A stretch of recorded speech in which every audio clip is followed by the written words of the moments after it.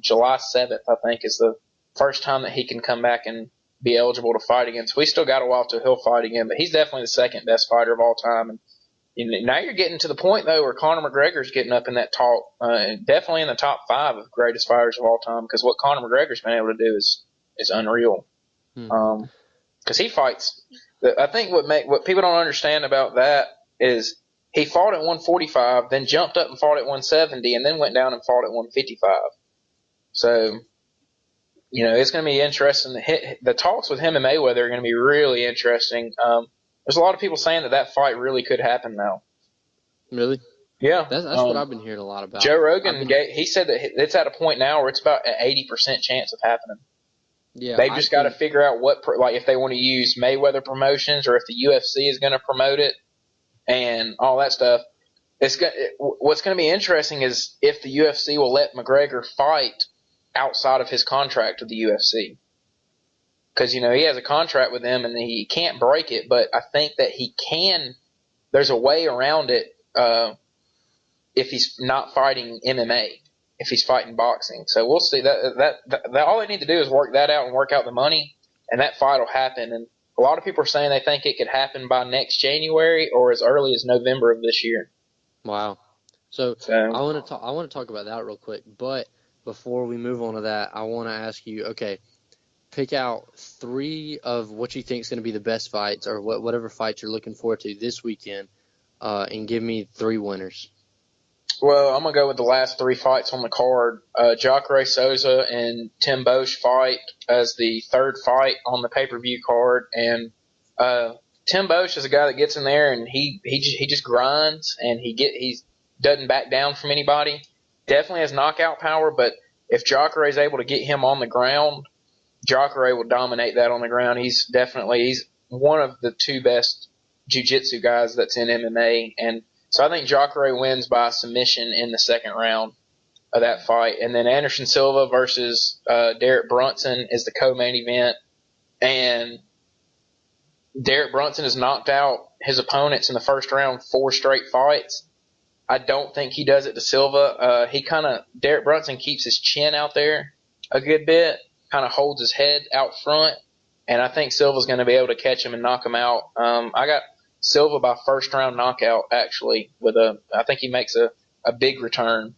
And then Holly Holm versus Jermaine Durandame. I didn't know much about Jermaine before this fight. I've had to go back and watch her a little bit. She's a good fighter, and she matches up well with Holly because they're both really long.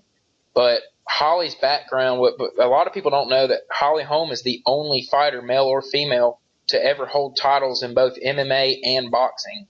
And she was also a kickboxing champ, too. She was a boxing champ, kickboxing champ, and has been a UFC champ. And she could be the first woman to ever hold titles in 2 different weight divisions as well. So Holly Holm is definitely a very decorated fighter. I think Holly Holm wins by knockout in the 3rd round of that fight. So that's my 3 predictions for the fights this weekend. Wow, that was pretty in-depth.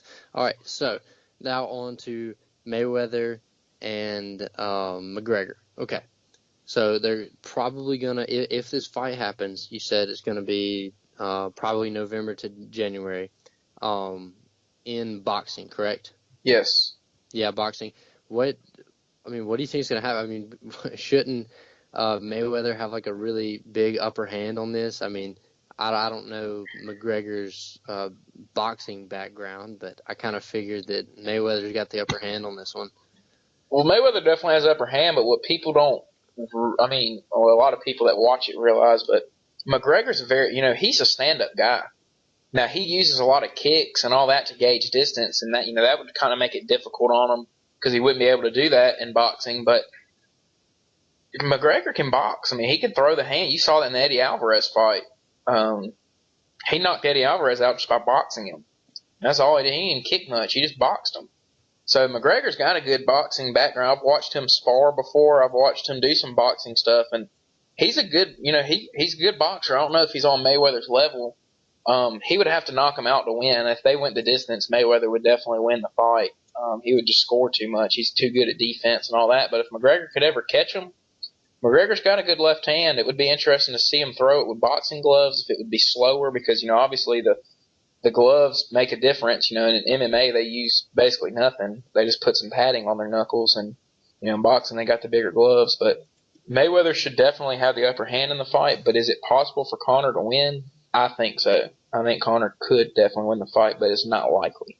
I just I don't really see if I don't really know if I can see McGregor winning, just because I think that Mayweather's going to play for points and McGregor's going to go for the knockout.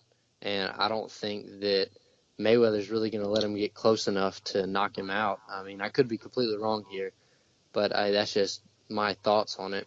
Well, Conor will own the reach advantage in the fight and the height advantage as well. So that would be interesting. What weight would they be fighting at? You know, a lot of people don't really know. At one time, it would have been. What now?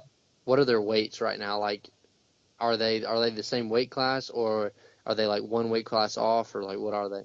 I think they're McGregor's cut to 145 and Mayweather's cut. I mean, Mayweather's fought at 145, but I don't think McGregor wants to make that cut again. I don't even know if he could make that cut again. So I don't know. I think 155. Mayweather's more of a 130, 135 kind of guy, isn't he? Yeah, but he cuts in order to do that. I mean, he cuts a decent amount. So okay, yeah. Do you think? I would say 155 would probably be what they fight at. That would be crazy. Who was it said that somebody in the UFC has or they really want to pursue a boxing career? Nate Diaz. Yeah, Nate Diaz. He's actually going to get into that, isn't he? No, yeah, he's actually going for it. I mean, he said he wants to be a boxer. He said he's always wanted to be a boxer. So, dude, I'm telling you, boxing is a lot of fun. I started doing it. I guess this is like my third week doing it. I finally got some pretty decent gloves from Amazon. And I love it. It's a lot of fun. I know that obviously me and you both watched the Mayweather Pacquiao fight, and we just saw, a whole lot of dancing around, which technically that is boxing. But I mean, just actually taking, I guess they're technically classes up here. It's really made me appreciate, how difficult that actually is at what they were doing and how quickly they were. But I know that you obviously love UFC, but I like watching the heavyweight fights and how the guys really throw down, and like the old, which I feel like there's not really a whole lot of popularity around the guys today, but Muhammad Ali, Joe Frazier, a lot of those guys, a lot of the knockdown, drag out fights. That's what I want to see in boxing nowadays. Well, we do got Deontay Wilder coming up in a few weeks. He's from Tuscaloosa. He'll be fighting in Birmingham on February 25th, and undefeated. He's fun to watch. I do like watching him box. I'm not one. I don't. We've had our buddy Justin Bird has been on the podcast with us before and stuff. He kind of gets mad at me because he says I don't respect boxing enough, which I do. I respect boxing. I respect boxers. But it's hard for me to get into boxing after watching MMA just because there's so much more to MMA. You got to be ready for kicks. You got to be ready for takedowns. You got to know how to box. You've got to know how to get up against the cage, and there's just you got to know jiu-jitsu. There's people that are experts in Muay Thai and can just grab a hold of your neck and just knee the crap out of you. And there's just so much more to MMA than there is boxing. It is ultimate fighting. And to me, I enjoy that a lot more than boxing, but I respect boxing. Those guys throw a lot of punches, and you got to be in shape in order to go, 12 rounds, 36 minutes in a boxing ring. Yeah, I know. To me, it feels like boxing is more for points, not necessarily for knockouts. Yeah, and I feel like I would agree. MMA and UFC is like, I'm just gonna knock you out. That's how I'm gonna beat you. I'm not gonna try to strategize my way and try to win by points. Like, I'm going to actually come in and I'm going to get the win because it's going to be obvious because your face is going to be on the floor. Yeah, I would agree with that. I don't dislike boxing at all, but I don't go out of my way to watch it. And another thing I don't like about it is In MMA, you've got the UFC. You know that the UFC is the premier organization. The best fighters are in the UFC.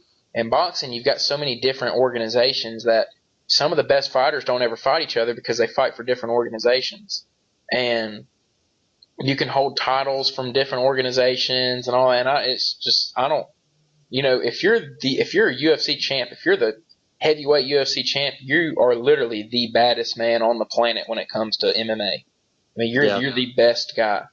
And in boxing, there's a lot of controversy because there's not just one title. There's a bunch of different titles. And so that's another thing I kind of have with boxing. I don't get why they don't just have one organization that is the premier organization and all the top fighters go to it. I like that about, the UFC. But, I respect boxing. I enjoy watching it when it's on. I sat here and watched it the other night when it was on FS1 last week. But I definitely like MMA a lot more. And the UFC is getting bigger and bigger and bigger. So, I'm looking forward to seeing how much bigger it gets. It's obviously, it's gotten a lot more attention over the last 2 years since McGregor became famous than it had before. And it's become a premier sport in mainstream media and mainstream TV and all that stuff. So, you've now got ESPN covering it really good, and, FS1 has been on it for a while now. So it's come a long way from having cards that were on Spike and Versus to, now I think their contract with Fox runs out after this year, and they're saying that they're going to have a split contract, and ESPN is going to start having fight cards on ESPN within the next 2 or 3 years. Wow. So it's sounds like a lot of stuff coming in the MMA world.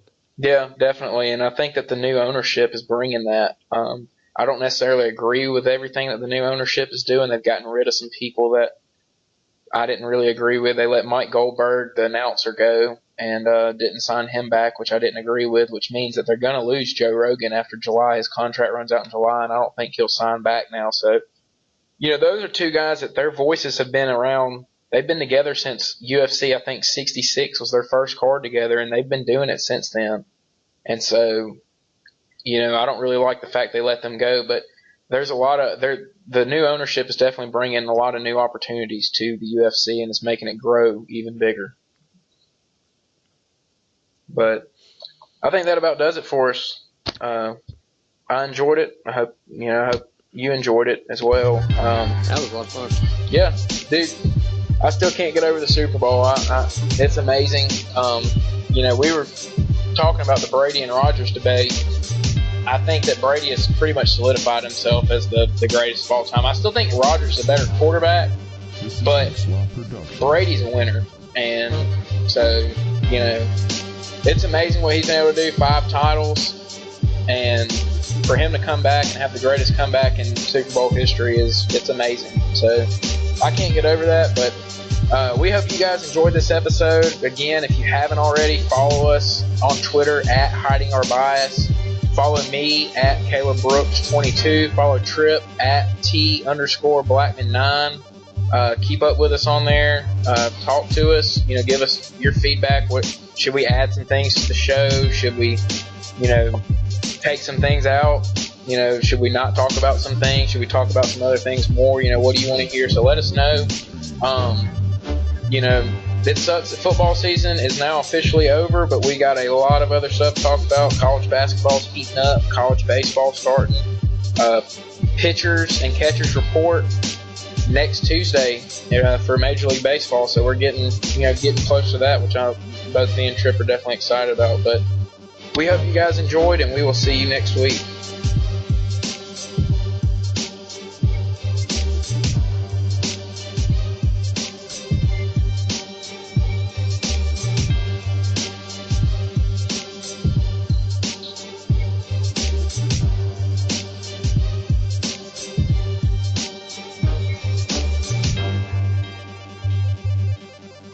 This is Mixlaw Production.